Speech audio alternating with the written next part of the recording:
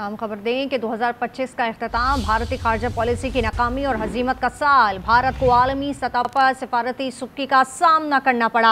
आपको अपडेट करें कि भारत में मोदी से वाबस्ता तवक्कुआत हकीकत का रूप ना धार सकें। आपको अपडेट कर रहे हैं कि अखबार द हिंदू ने खारजा पॉलिसी को तवक्कुआत पर पूरा ना उतरने का साल करार दे दिया है। उन्होंने मजीद कहा है अखबार द हिंदू ने कि पहलगाम फॉल्स फ्लैग ऑपरेशन को सिक्योरिटी नाकामी करार दिया और 2025 भारत के लिए सदी का मुश्किल साल साबित हुआ है। ऐसा कहना है अखबार द हिंदू के जरीदे में। ये बात वाज़ेह तौर पर कही गई है कि खारजा पॉलिसी को तवक्कुआत पर पूरा ना उतरने का साल करार दिया और उन्होंने ये भी कहा कि पहलगाम फॉल्स फ्लैग ऑपरेशन को सिक्योरिटी नाकामी करार दिया है और 2025 भारत के लिए सदी का मुश्किल साल साबित हुआ है। 2025 का इख्तिताम भारतीय खारजा पॉलिसी की नाकामियों और हजीमत का साल। 2025 में भारत को आलमी सतह पर सिफारती सुक्की का सामना करना पड़ा। भारत में मोदी से वाबस्ता तवक्कुआत हकीकत का रूप ना धार सकी हैं। Shaukat Paracha senior anchor person ने हमें ज्वाइन किया है। शौकत पराचा, पीस प्रेसिडेंट मोदी जो कि अपने आप को कहते हैं, जिनके मुल्क के अंदर से अब तो आवाज़ें बुलंद होना शुरू हो गई हैं और अब द हिंदू अखबार ने भी जो है ये बड़ी वाज़ेह तौर पर अपने जरीदे में कह दिया है कि खारजा पॉलिसी को तवक्कुआत पर पूरा ना उतरने का साल और इसके साथ साथ ये भी कहा है कि पहलगाम फॉल्स फ्लैग ऑपरेशन को सिक्योरिटी नाकामी भी करार दिया है। सर, क्या कहेंगे इस पर आप?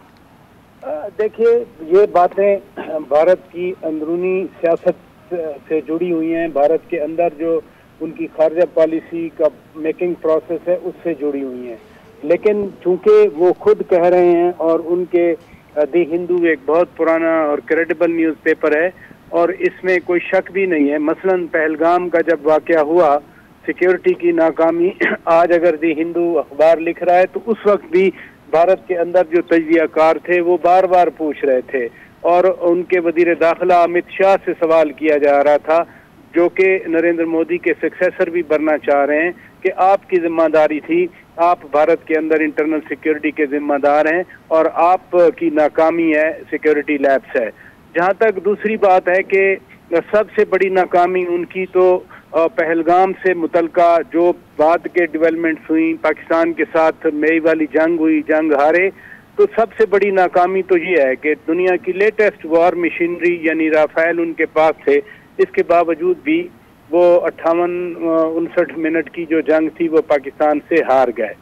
नाकामी फॉरेन पॉलिसी की इसमें ये बनी कि पहलगाम पे जो नैरेटिव बनाया वो दुनिया ने तस्लीम नहीं किया। आपको याद है अभी हालिया दिनों में भी अमरीकी जरीदे की भी रिपोर्ट आई, उसमें भी ये बात बरमला लिखी हुई थी कि बगैर सबूत के, बगैर कोई तहकीकात के भारत ने पाकिस्तान की तरफ उंगली उठाई और पाकिस्तान पर हमला कर दिया और दो न्यूक्लियर मुमालिक के दरमियान एक खौफनाक किस्म की जंगी सूरत हाल पैदा कर दी। और साबिक वजीर खारजा हिना रबानी खर साहिबा ने अभी हाल ही दिनों में वहाँ मिडल ईस्ट के एक टीवी को इंटरव्यू में उल्टा नरेंद्र मोदी और उनकी हुकूमत का शुक्रिया अदा किया कि आपकी वजह से हमें जो है दुनिया में एक नेक नामी मिली, पाकिस्तान को तस्लीम किया गया। पहले भी पाकिस्तान न्यूक्लियर पावर है, लेकिन अब तो दुनिया भर का जो मीडिया है वो फील्ड मार्शल आसिम मुनीर सैयद की तारीफ भी कर रहा है। पाकिस्तान की सिक्योरिटी फोर्सेस, पाकिस्तान की मुसल्लह अफवाज की जो कामयाबी हैं उनको वो गिन भी रहा है। अगर भारत और पाकिस्तान की जंग में पाकिस्तान को दुनिया कामयाब करार दे रही है और पाकिस्तान का मौक़िफ़ मान रही है, तो जो दूसरी पावर जो इस जंग में शरीक थी वो है इंडिया। एक पावर की कामयाबी यकीनन फिर दूसरी पावर की नाकामी है, वो चाहे जंग का मैदान हो या फिर उनकी खारजा पॉलिसी जिसका मकसद है कि दुनिया को अपना वो नुक्ता नज़र मनवाते। आपको याद है शशि थरूर जो उनके साबिक वजीर ममलिकत बराए अमूर खारजा हैं, वो दुनिया भर में भेजे गए थे मई जंग के बाद और इधर से पाकिस्तान की तरफ से बिलावल भुट्टो जरदारी साहब जो हैं इनको भेजा गया था एक वक्त के साथ। तो दुनिया ने पाकिस्तान का मौक़िफ़ तो माना था, भारत का मौक़िफ़ नहीं माना। जब एक मुल्क का मौक़िफ़ तस्लीम ना किया जाए तो इससे बड़ी फॉरेन पॉलिसी की नाकामी क्या होगी, यही दी हिंदू अखबार लिख रहा है। बिल्कुल बिल्कुल, ये भी मैं आपसे जानना चाहूँगी कि मोदी हुकूमत से वाबस्ता तवक्कुआत और हकीकत के दरमियान आप क्या समझते हैं, क्या फ़र्क है? क्योंकि मोदी अपनी हुकूमत के अंदर रहते हुए दुनिया को कुछ और दिखाता है और अपने मुल्क में कोई और पॉलिसी दिखा रहा है। یہ بڑا انٹریگنگ سا کوشچن ہے جو دی ہندو اٹھا رہا ہے کہ بھارت کی خارجہ پالیسی کے ساتھ ساتھ جو انہوں نے خواب دکھائے تھے. مثلا مجھے یاد ہے 2014 میں جب نریندر مودی صاحب پہلی بار وزیر اعظم بنے تو ان کا نعرہ تھا وکاس سب کے لیے، یعنی ترقی سب کے لیے. تو آج کیا بھارت میں سب نے ترقی کر لی؟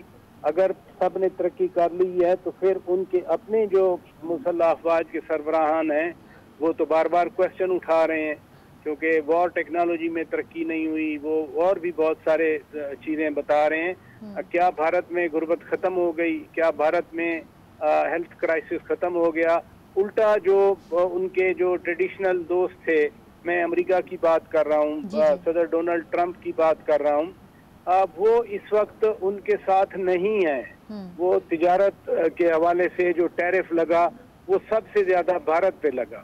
اگر نریندر مودی بھارت کو ترقی دینے کے لیے آئے تھے تو وہ سب سے زیادہ اگر ٹیرف لگ رہا ہے دنیا میں تو پھر یہ ان کی ناکامی ہے، ان کی کامیابی نہیں ہے. اس لیے جو دی ہندو اخبار سوال اٹھا رہا ہے وہ سوالات اب خود نریندر مودی صاحب کو، ان کی کابینہ کو سوچنے کے ہیں کہ وہ آخر کہاں پہنچ گئے ہیں جس کی بنیاد پر وہ آج ان کا اپنا میڈیا اتنے سنجیدہ اور جینون سوالات سامنے رکھ رہا ہے. لیکن شوکت پراچا، دی ہندو کا یہ پہلا تو جریدہ نہیں ہے، اس سے پہلے بھی ہم نے دیکھا کہ کتنے جریدے آئے. پرسوں بھی دی ڈپلومیٹ کی جانب سے ایک جریدہ ہوا جس کے اندر بھارت کو لوزر اور پاکستان کو ونر قرار دیا گیا. تو اب آپ کیا سمجھتے ہیں کہ جب بھارت کو آئینہ دکھاتا ہے تو بھارت تو ہمیشہ برا ہی مان جاتا ہے، تو مودی اب اس جریدے کو ایکسپٹ کر پائیں گے؟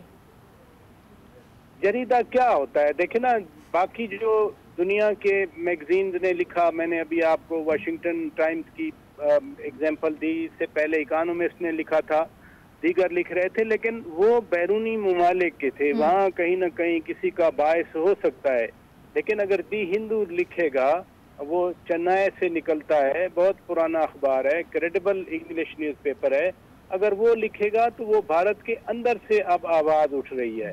بھارت کے اندر سے آواز اٹھنے کا مطلب یہ ہے کہ بھارت کی جو اپنی انٹرنل پالیٹکس ہے اس میں پرابلم ہے، بھارت کی فارن پالیسی میں پرابلم ہے. بھارت کے اندر اگر یہ بات ہو رہی ہے تو اس کا تو اور میننگ ہے. یعنی دی ہندو کو شاید آپ میں یا دنیا میں کوئی اور نہ پڑھے، لیکن بھارت کے لوگ تو پڑھتے ہیں نا.